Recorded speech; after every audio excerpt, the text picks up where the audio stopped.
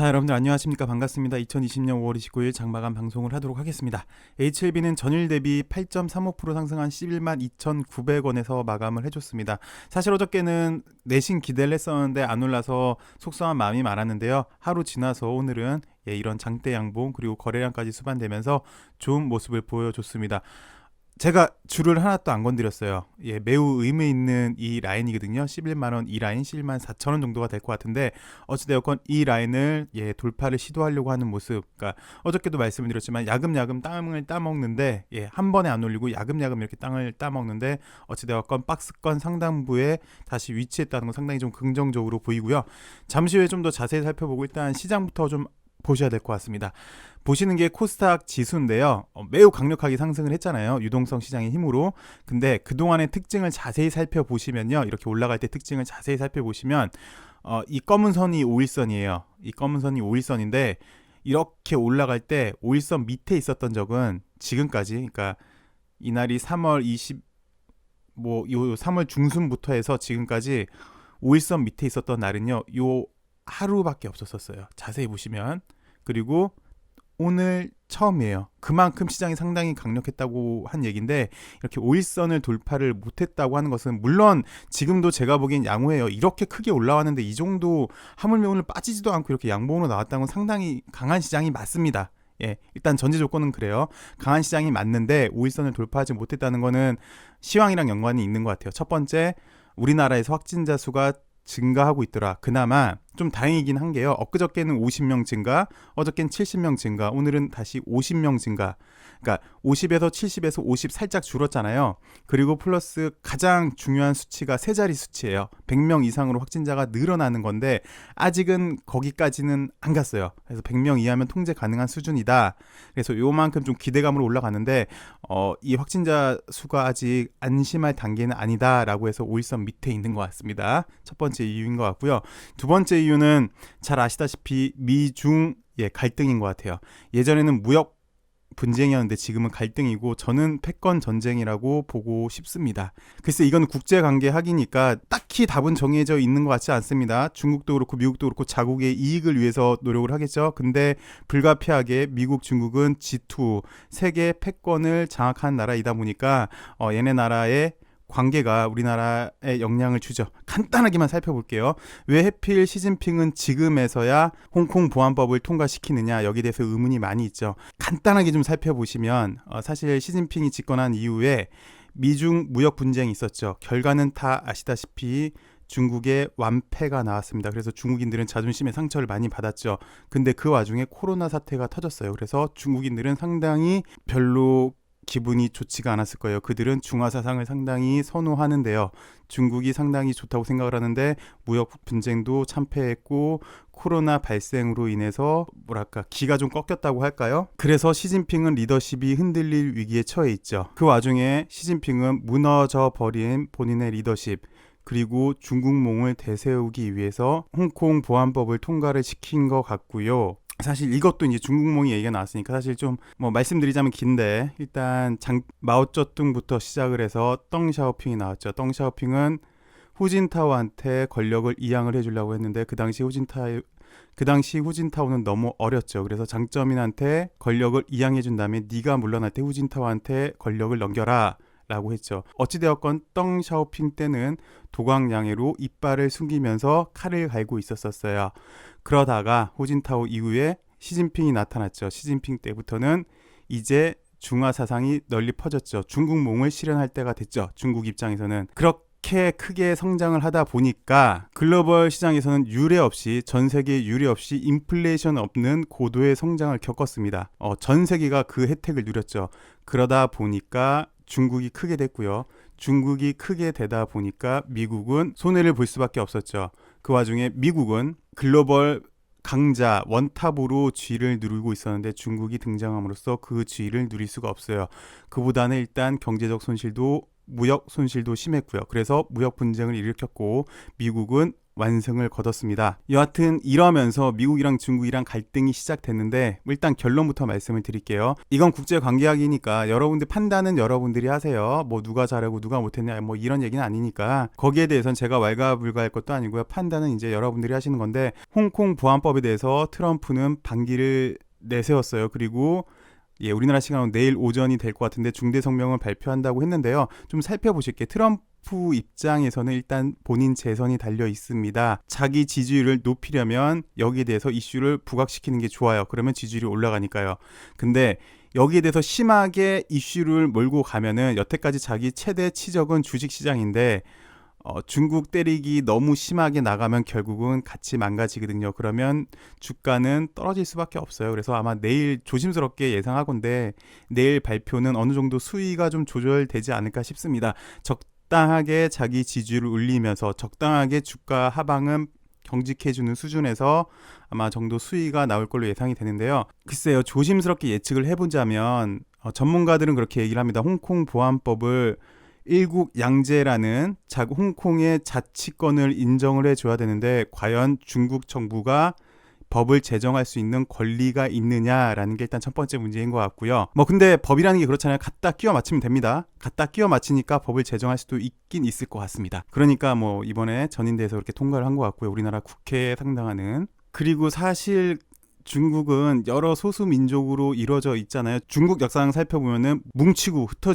흩어지면은 한족들이 괴롭힘을 당하고 그게 청나라 때도 그랬고요. 원나라 때도 그랬어요. 한족들은 멸시를 받았거든요. 어찌되었건 분리되는 걸 상당히 싫어합니다. 근데 홍콩, 대만, 그리고 신장 위구르 자치지역도 있잖아요. 여기에 대해서는 상당히 시끄러워요. 여러분들이 잘 아시겠지만 여기 신장 위구르 쪽은 유럽인들의 로망이죠. 아시아 그러면 이제 라싸 있는 곳, 왜 불교도 있고 그쪽인데 거기에 대해서도 아마 트럼프가 언급을 할 것 같아요. 거기가 상당히 좀 시끄럽거든요.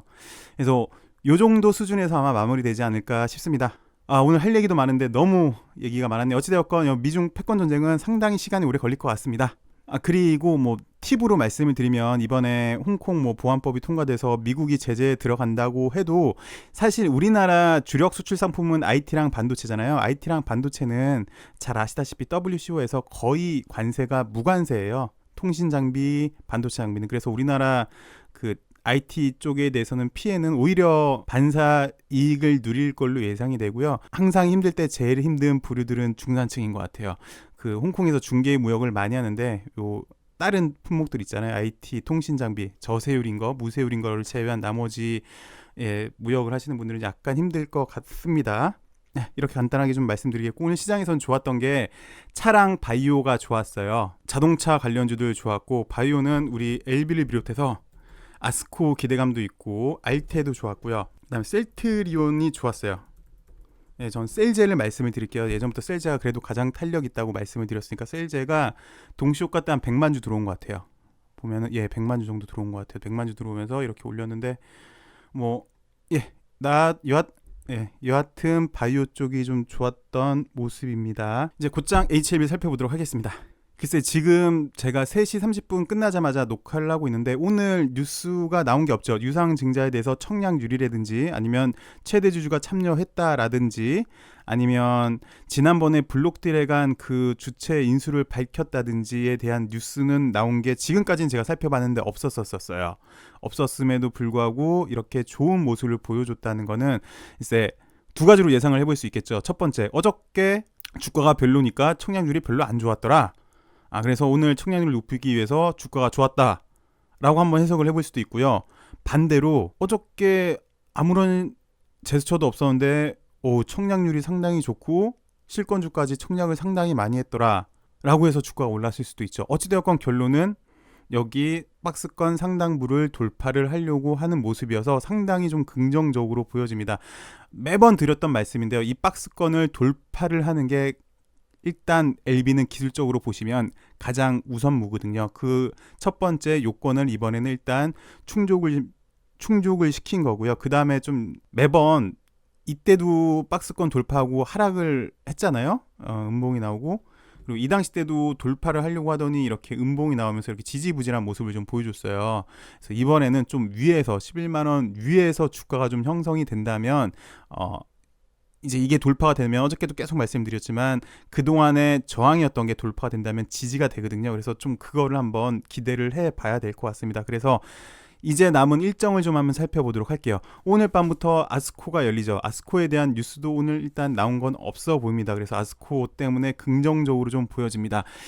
개인적으로 좀 바라는 거는 가장 좀 큰 욕심이긴 한데 사실 이 당시 때 이렇게 큰 상승을 했던 시초가 에스모였잖아요. 에스모서부터 시작을 해서 위안 3차, 4차 치료제로 최종 데이터 발표를 한 거죠. 최종 데이터 발표 이후에 뭐 삼각 합병, 프리 NDA까지 해서 이렇게 좋은 모습을 보였는데 이제 뭐 욕심이긴 합니다. 욕심이긴 한데 이번에 무증, 이번에 아스코 이후로 무증, 그리고 어필리아 출시, 그리고 NDA, 그리고 뭐 에로까지 희망적으로는 그렇게까지 해서 좀 좋은 탄력을 이어줬으면 하는 바람인데요. 봐야 알겠죠.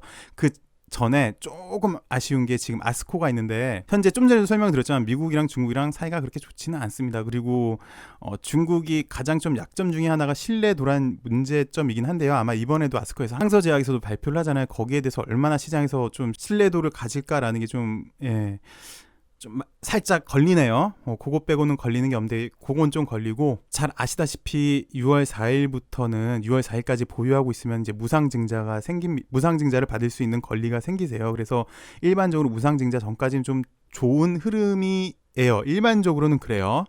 100% 그렇다는 게 아니라 일반적으로 그래요. 그래서 조심스럽게 아스코도 있고 무상증자 이슈도 있고 그래서 좀 좋을 걸로 예상이 되는데 물론 무상증자 다음날 6월 5일에는 권리락이 발생을 합니다. 이 당시 때처럼 권리락이 발생을 해요. 10% 정도, 약 10% 정도 권리락이 발생을 해서 10% 정도 빠진 가격에서 그 다음날 시초가가 형성이 되고요. 그 다음 6월 2일, 6월 3일이 일반 공모일 겁니다. 일반 공모. 만약에 실권주가 나왔다면 일반 공모가 되는데 글쎄 오늘 이렇게 올라갔다는 얘기는 유상증자가 거의 성공했다는 거 아닐까요? 어찌되었건 6월 2일, 6월 3일 일반 공모가 시작이 되고요.